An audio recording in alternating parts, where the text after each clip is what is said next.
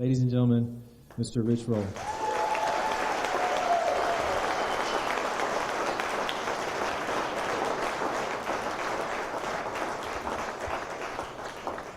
I was glad that you mentioned that you were a guest on the podcast, because I was going to make sure that everybody understood what an amazing guest you were on the show. So anyway, I'm super honored and privileged to be up here tonight to share a little bit about my story. But I wanted to honor Light and this mission and this community that he has cultivated here. It's really a beautiful thing, and it's really precious that we're all able to be up here and be present and express our gratitude and share our consciousness with one another. And I really feel like it's events like these across the planet that are really going to shift and improve consciousness everywhere we go. So it's a beautiful thing. Thank you, Light, for providing the space for all of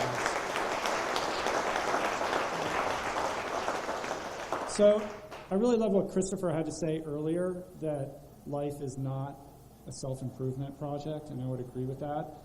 But I think I would say that life is a spiritual journey.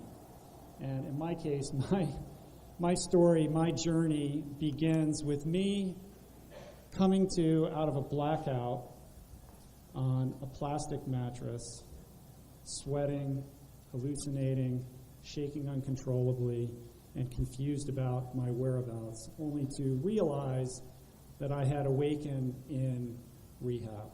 The year was 1998, and this was the sort of pinnacle moment, culmination of a 15-year-plus commitment to alcoholism that had taken me to some pretty dark places.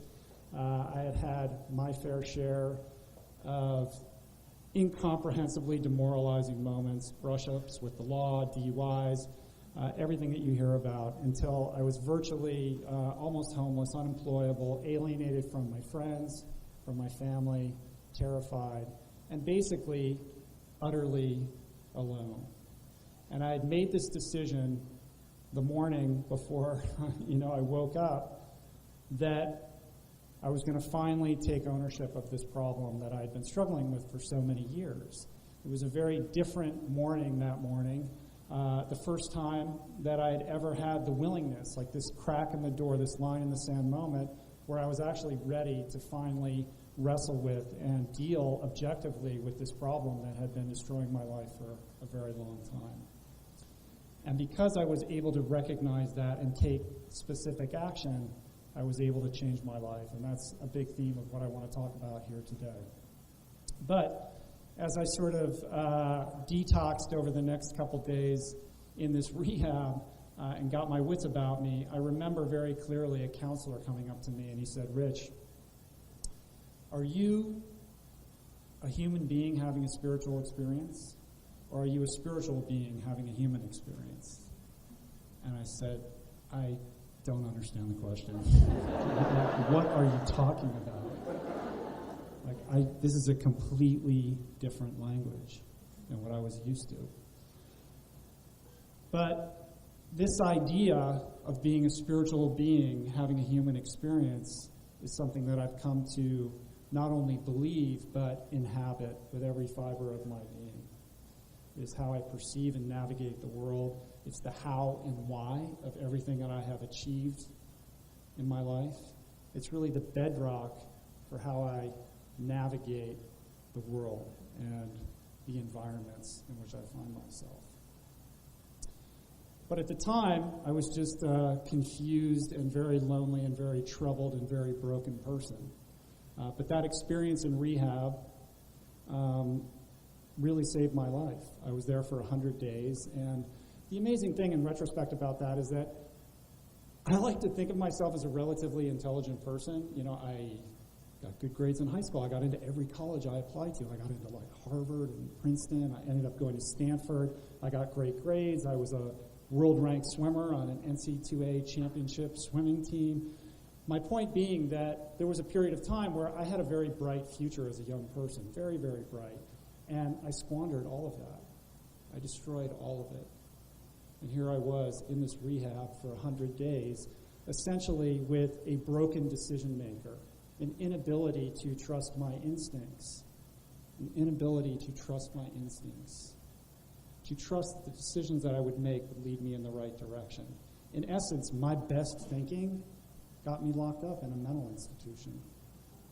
But it was that experience that gave me a toolbox for reconfiguring my life and for everything that has hence come as a result of that. And as I made my way back into the world, I became very intent not only on building a very strong foundation of sobriety, but also repairing all the wreckage of my past, all the damage that I had done, repairing my relationships, becoming basically a responsible member of society once again. And it was something that I achieved. It didn't happen overnight by any stretch of the imagination. It took over 8 years. But by the time I was 39 years old, I had achieved, but by what all accounts you would consider to be the American dream. I was a partner in my own law firm. I had met my beautiful wife, Julie, who's going to be sharing music with you later on this evening. I was starting a family. I had a really nice car in the driveway. We lived in a beautiful home. It was all good.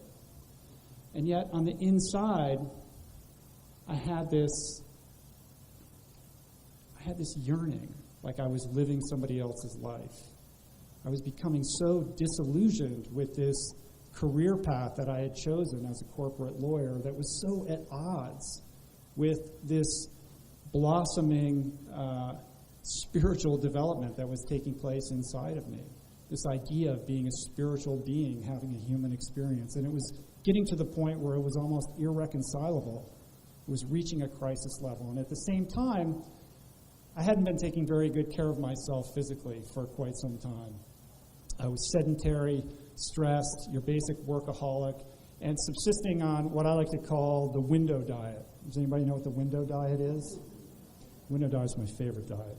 The window diet is when you pull your car up to a fine dining establishment, you roll the window down, and they hand you food, and you eat it. There's a slide on this, I think. Yeah, there you go. I don't know about you guys, but I love that stuff. I eat that stuff almost every single day for every meal, the vast majority of my adult life. And it's a lifestyle that by 39 had left me fat, out of shape, your classic couch potato, hurtling into middle age on a crash course with lifestyle disease. I think there's another slide on that. So as you can see, I look a little bit different there. I wasn't like super obese or anybody that like Jillian Michaels was going to yell at on a television show or anything.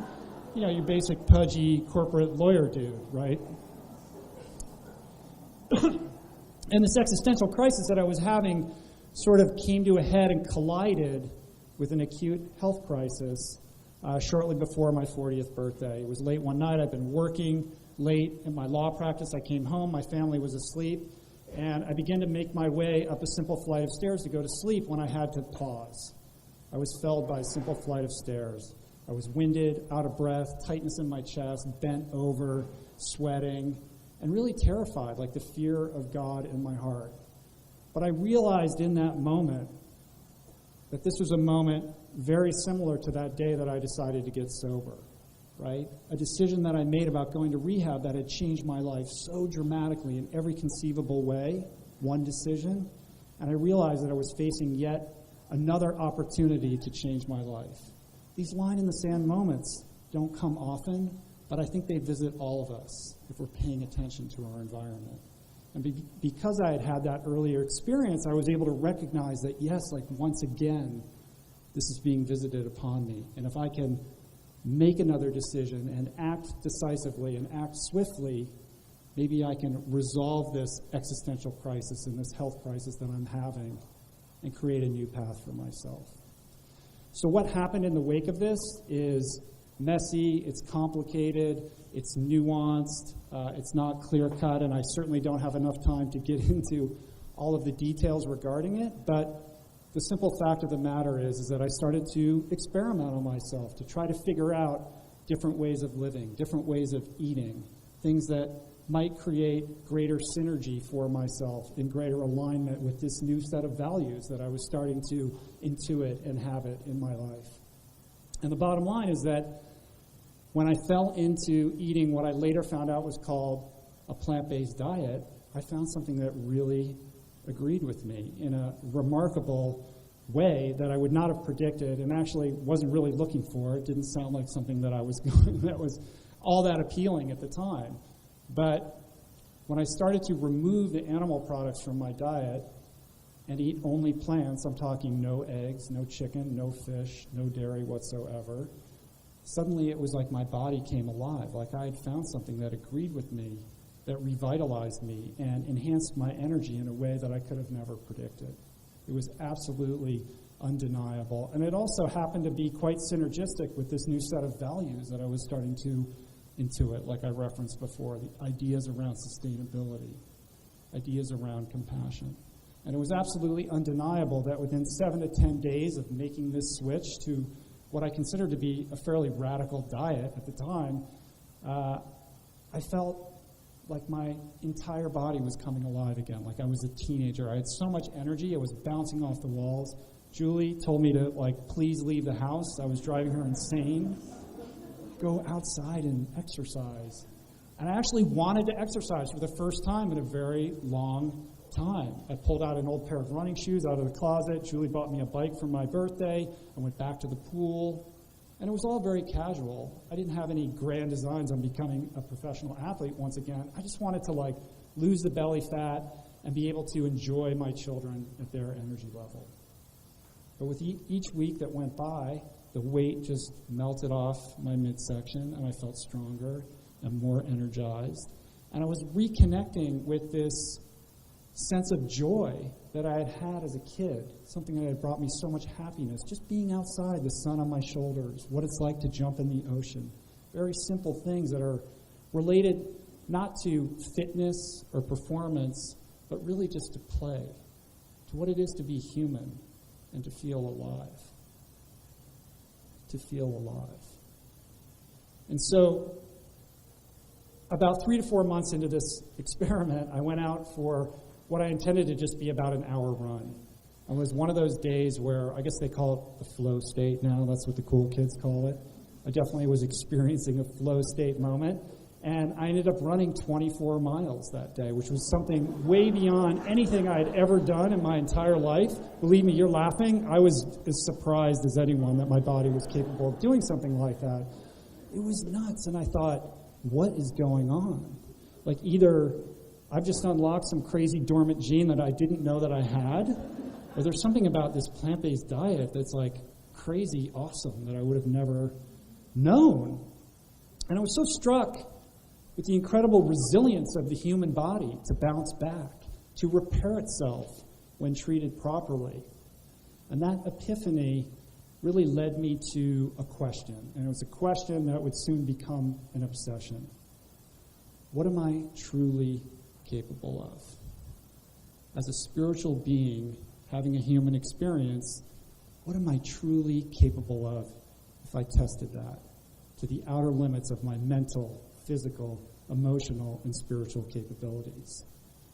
And it was that quest, that obsession, that led me to the world of ultra-endurance triathlon. Now, ultra-endurance sports, in many ways, I think it's fair to consider that they are quite a good template, if not the ultimate template, to test the outer boundaries of human potential. And so, in 2009, I decided that I was going to do this race called Ultraman. I think there's a slide on this. There it is. So you guys have heard of an Ironman, right? Everybody know what an Ironman is? It's like a 140-mile long triathlon over the course of the day. Well, I discovered this race I'd never heard of before called Ultraman, which is actually twice that distance. It's a 320-mile, 3-day double Ironman distance triathlon that over this 3-day period circumnavigates the entire big island of Hawaii. You guys know why they call it the Big Island? Because it's super fucking big. The first day, you swim 6.2 miles, and then you get on your bike and you ride 90 miles. You go to sleep. The next day, you wake up, you race your bike 170 miles.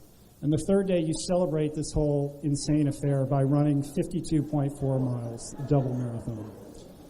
Now, I read about this race, and I just thought, that is the most ludicrous, insane thing I've ever heard of. People actually volunteer to do this? I couldn't wrap my head around it, and yet I couldn't stop thinking about it. It was another moment where this switch was flicked, and it was like, I knew I was going to find a way to do this race. I just knew it. So I started training for it, preparing for it, obsessing about it, and I was getting fitter and faster and stronger and leaner with every consecutive week. And it was around this time that some of my friends would come up to me and they're like, Rich, man, like you lost all this weight, you're smiling, you look happy, you look like a totally different person. Your skin looks great. And when your guy friends want to talk about how your skin looks, like that's weird, right? Like that's some weird shit. They're like, what are you doing? What's the secret? I'm like, what lotion do I use on my face? Like, what are you eating? What are you doing? And I would tell them, first of all, I'm training for this race, Ultraman. I tell them about that, and they would say, you should call your sponsor. That doesn't sound like you're in your right state of mind. And I would say, oh yeah, and I'm doing it on this plant-based diet. Like I'm eating only plants, and it's like really seems to be working for me. And then all of that eager anticipation about this secret that I was going to be conveying to them would their faces would kind of droop, and there would be a look of disaffected disappointment that would kind of morph into grave concern for my welfare and my well-being. And a lot of these conversations went something like this. I think there's a slide on this. So, whoops. Yeah, if you tell somebody you're going to go to McDonald's or keep going through here, if you're going to go out for a smoke, it's not a problem. Let's get drunk. Awesome. If you tell somebody you're going vegan, they just absolutely lose their shit. All my friends suddenly became professional nutritionists. When I was eating at McDonald's every day, nobody gave a damn. Now suddenly was very invested in what I was eating every day. Always inevitably followed by the ultimate question. Where do you get your protein? Where do you get your protein, bro? Dude, protein? What's up with the protein? So maybe Light can ask questions about that later. We don't have time to get into that. But suffice it to say that based on this plant-based diet and this training regimen that I was on, I was able to basically go from this guy, there's another slide here, this sort of chubby, overworked, couch potato, Law and Order rerun watching, cheeseburger addicted dude, into this guy, fitter, stronger, faster than I had ever been in my entire life, even when I was swimming at Stanford 20 years earlier, 43 years old in that picture. And I will tell you that when you're doing a photo shoot like this, you want to get a really good photographer who knows about lighting. He knows exactly where to put that light to get the shadow just right. I remember he told me like how you have to exhale perfectly to make the abs look like that. Whole thing, right? It's a whole thing. But for me, look, it was never about the physique. It's never been about that. It was like this internal compass had been righted. I just felt like I was in alignment with a sense of purpose that I had never experienced before in my life. And so, Thanksgiving weekend 2009, I show up at this crazy Ultraman race. I think there's another slide here. And I had one goal. And that goal was, don't die. Just don't die. I didn't die. Actually, I almost died. I didn't quite die. The first day I actually was leading this race by 10 minutes. 43-year-old corporate lawyer, like winning this crazy world championship event by a full 10 minutes on the first day. The second day, next slide, didn't go so well. I crashed my bike. That's where I almost died. I really didn't think I was going to be able to finish this race whatsoever. My knee was swollen. I broke my pedal. It's a whole crazy, awful story.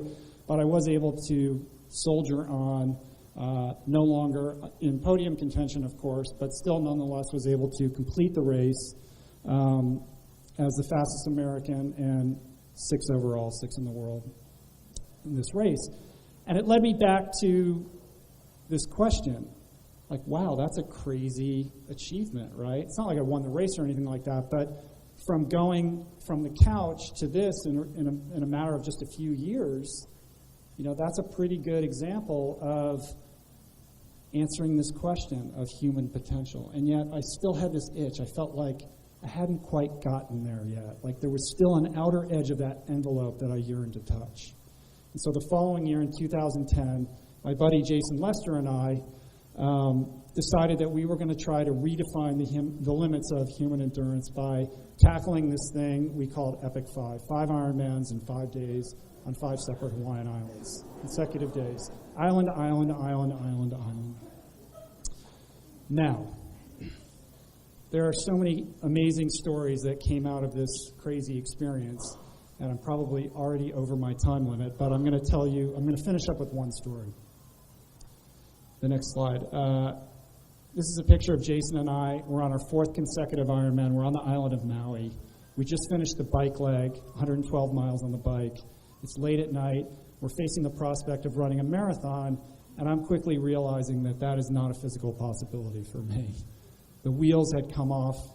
The wheels had just come off completely. I was sleep deprived. I was dehydrated. I had saddle sores so bad that I couldn't sit on the seat of my bike anymore. The last 5 miles of this bike ride, I was actually weeping out loud. I was so tired. So it wasn't a matter of will. It was a matter of physical impossibility that I was going to be able to run a marathon after that. Here I am sitting on the bumper. I'm getting ready to tell Jason because somebody's got to say it out loud, right? And, he doesn't look so good either. I'm like, dude, you say it. Let's go home. But he's not saying it, right? He's going to force me to call it off and say we're going to go back to the hotel, and I'm just about to say it. And right at this moment, we're in this parking lot on the beach in Maui where we had started the day. We had a crew of 5 or 6 people that were helping us.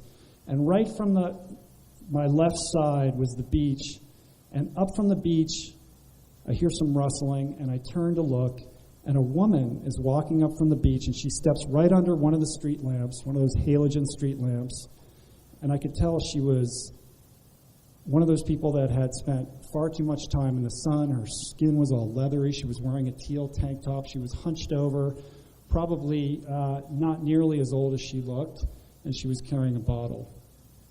And she kind of stumbled over to our group, and I realized, she's just like some crazy drunk lady. And she looks at our group. She kind of makes eye contact with every single person, back and forth like this, trying to figure out, what the fuck are these people doing here? And then she locks eyes on me, and it's like this. What is she doing? And she walks right up to me until she's standing above me, and she looks down, and she goes, "Hey, man, you want a party?" And I'm like, do I want a party? No, I don't want a party. When you're that exhausted, even the slightest external stimuli is completely overwhelming. I just wanted her out of my line of sight as quickly as possible. It was like I kind of waved her off, and she shrugged it off, and okay, and stumbling, kind of stumbled off into the dark, and I was thinking, good riddance. But as I watched her go, I suddenly had another thought.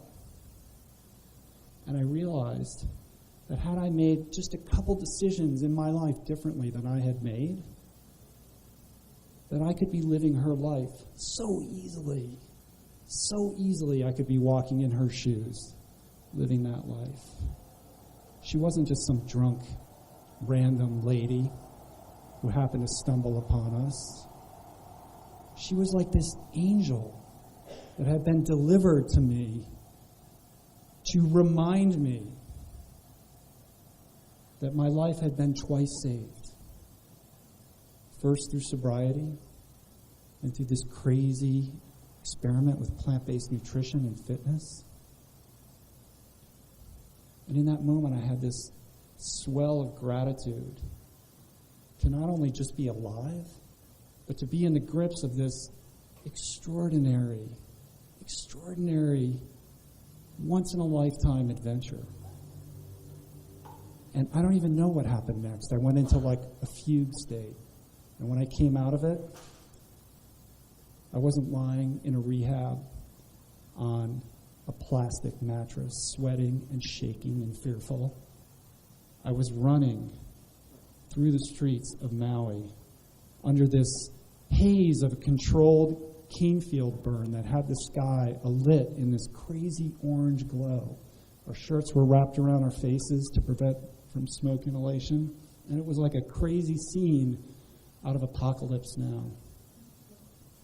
And just as dawn broke, we finished that marathon. Something I never thought was possible.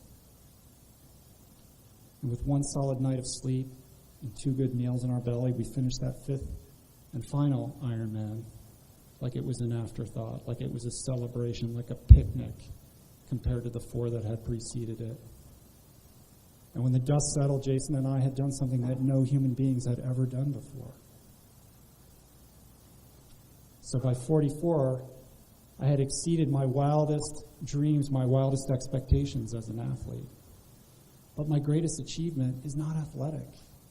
My greatest achievement is that I healed myself, not in just body or mind, but in spirit.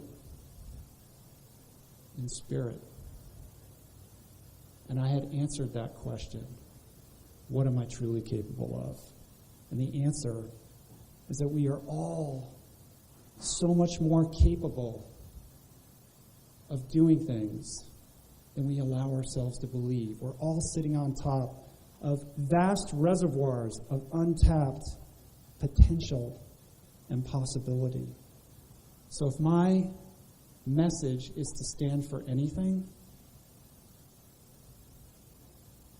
it's a call to action, to tap into that inner strength, to explore your inner being as a spiritual person having a human experience.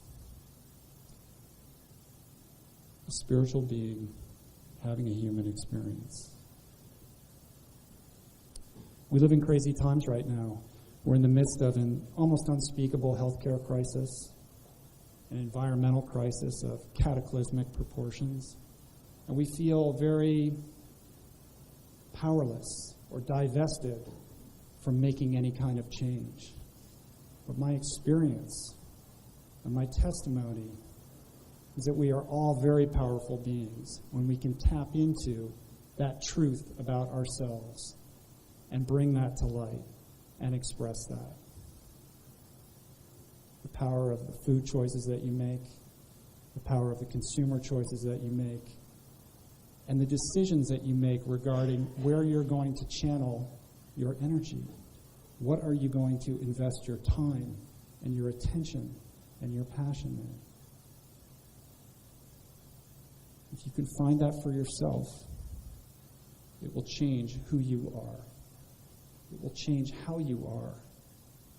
And it can change the world. And it just might,